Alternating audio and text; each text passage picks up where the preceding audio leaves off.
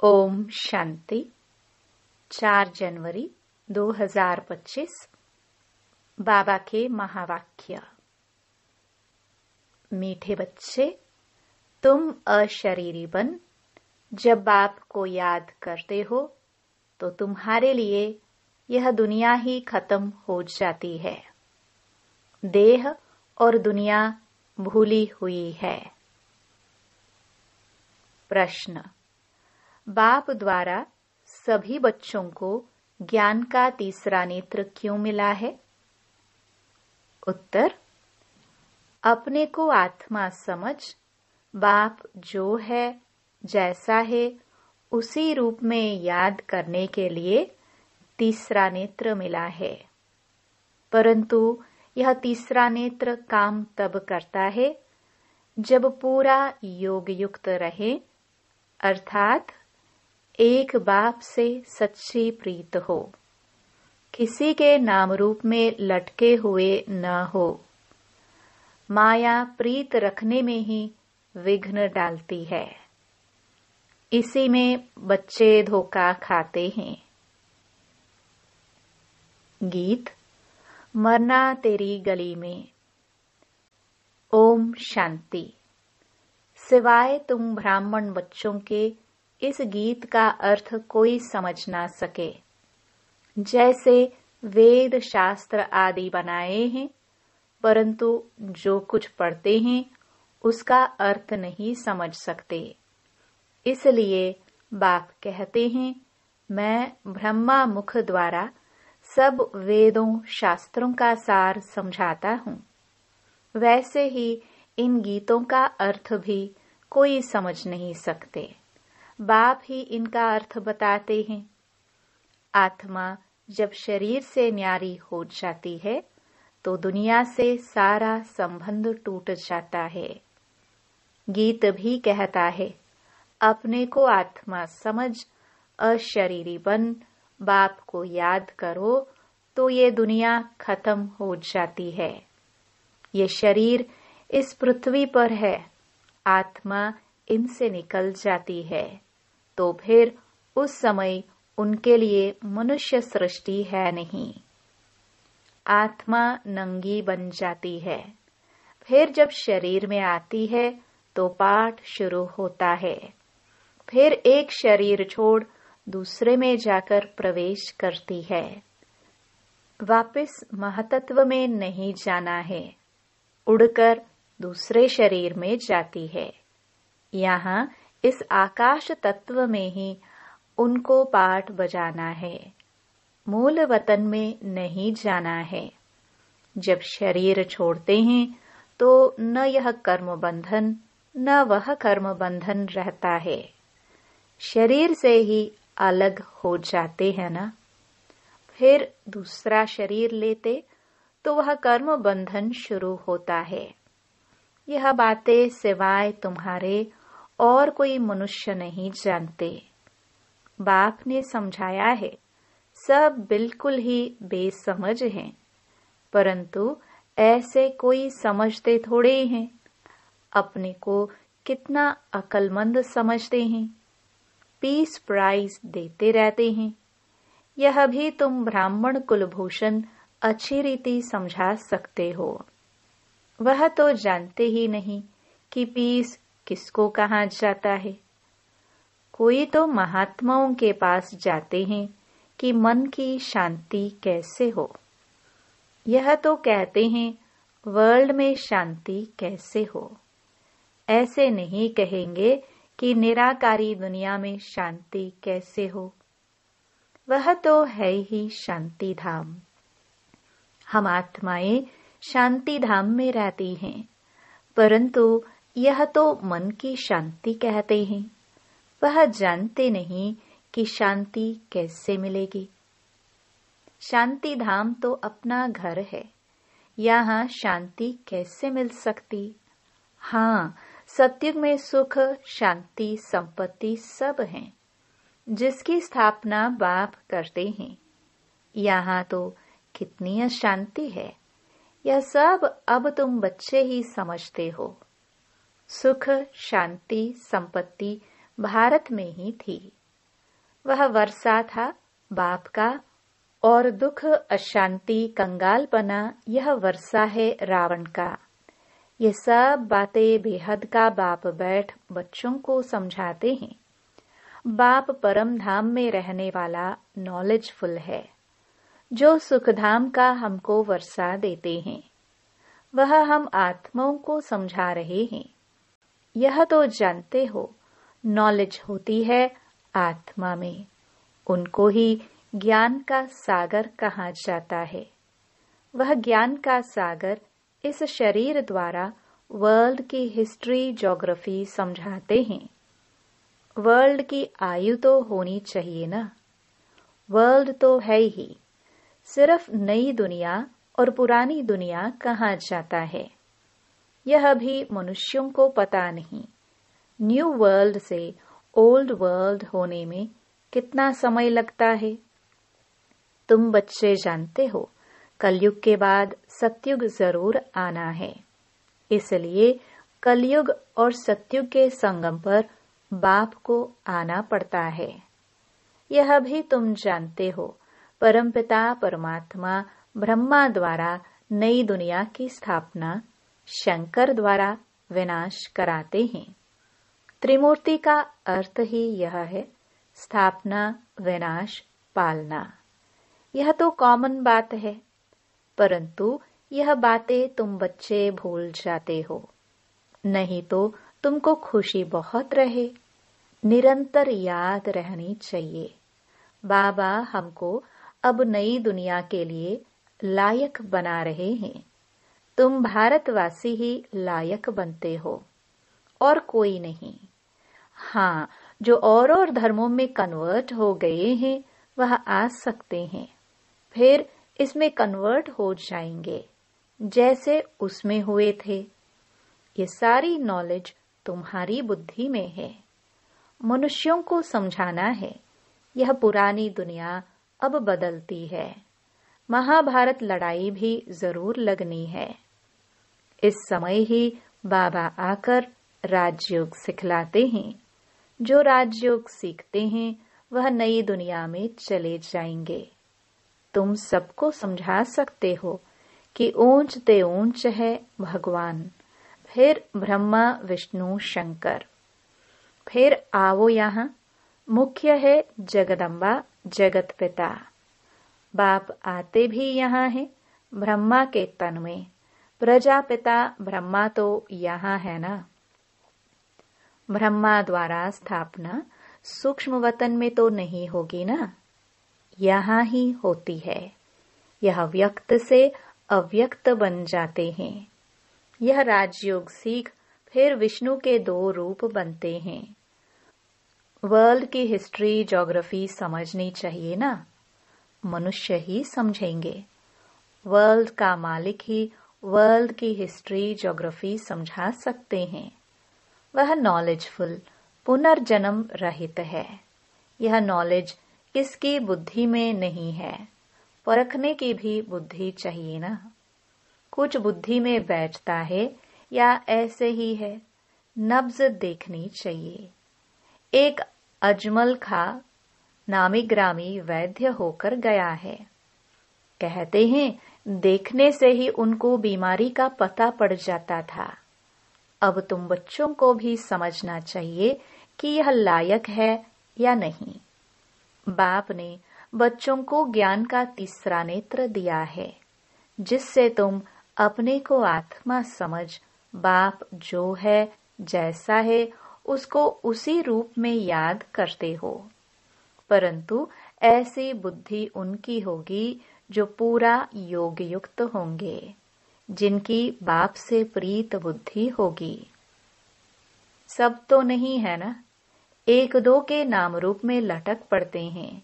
बाप कहते हैं प्रीत तो मेरे साथ लगाओ ना। माया ऐसी है जो प्रीत रखने नहीं देती है। माया भी देखती है। हमारा ग्राहक जाता है तो एकदम नाक कान से पकड़ लेती है। फिर जब धोखा खाते हैं तब समझते हैं माया से धोखा खाया। मायाजीत जगजीत बन नहीं सकेंगे, ऊंच पद पा नहीं सकेंगे। इसमें ही मेहनत है। श्रीमत कहती है, मामेकम याद करो तो तुम्हारी जो पतित बुद्धि है वह पावन बन जाएगी। परंतु कईयों को बड़ा मुश्किल लगता है। इसमें सब्जेक्ट एक ही है, अलफ और बे। बस 2 अक्षर भी याद नहीं कर सकते हैं। बाबा कहे अलफ को याद करो, फिर अपनी देह को, दूसरे की देह को याद करते रहते हैं। बाबा कहते हैं, देह को देखते हुए तुम मुझे याद करो। आत्मा को अब तीसरा नेत्र मिला है, मुझे देखने समझने का। उससे काम लो। तुम बच्चे अभी त्रिनेत्री त्रिकालदर्शी बनते हो, परंतु त्रिकालदर्शी भी नंबरवार है। नॉलेज धारण करना कोई को मुश्किल नहीं है। बहुत ही अच्छा समझते हैं, परंतु योग बल कम है। देही अभिमानीपना बहुत कम है। थोड़ी बात में क्रोध गुस्सा आ जाता है, गिरते रहते हैं, उठते हैं, गिरते हैं। आज उठे कल फिर गिर पड़ते हैं। देह अभिमान मुख्य है। फिर और विकार लोभ मोह आदि में फंस पड़ते हैं। देह में भी मोह रहता है ना। माताओं में मोह जास्ती होता है। अब बाप इससे छुड़ाते हैं। तुमको बेहद का बाप मिला है, फिर मोह क्यों रखते हो? उस समय शक्ल बातचीत ही बंदर मिसल हो जाती है। बाप कहते हैं, नष्टो मोहा बन जाओ, निरंतर मुझे याद करो। पापों का बोझा सिर पर बहुत है, वह कैसे उतरे? परंतु माया ऐसी है, याद करने नहीं देगी।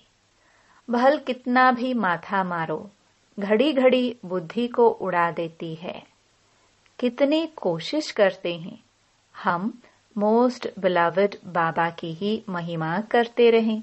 बाबा बस आपके पास आए कि आए, परंतु फिर भूल जाते हैं।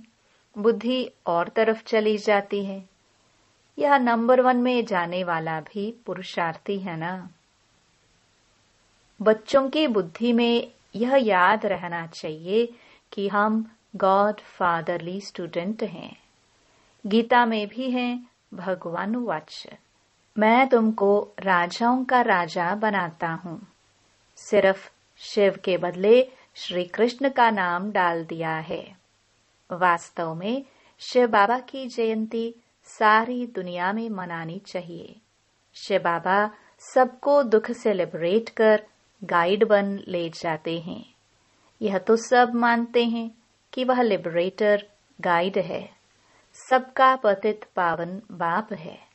सबको शांति धाम सुख धाम में ले जाने वाला है। तो उनकी जयंती क्यों नहीं मनाते हैं? भारतवासी ही नहीं मनाते हैं। इसलिए ही भारत की यह बुरी गति हुई है। मौत भी बुरी गति से होता है। वह तो बॉम्ब्स ऐसे बनाते हैं, गैस निकला और खलास, जैसे क्लोरोफॉर्म लग जाता है। यह भी उन्हों को बनाने ही है। बंद होना इम्पॉसिबल है। जो कल्प पहले हुआ था सो अब रिपीट होगा।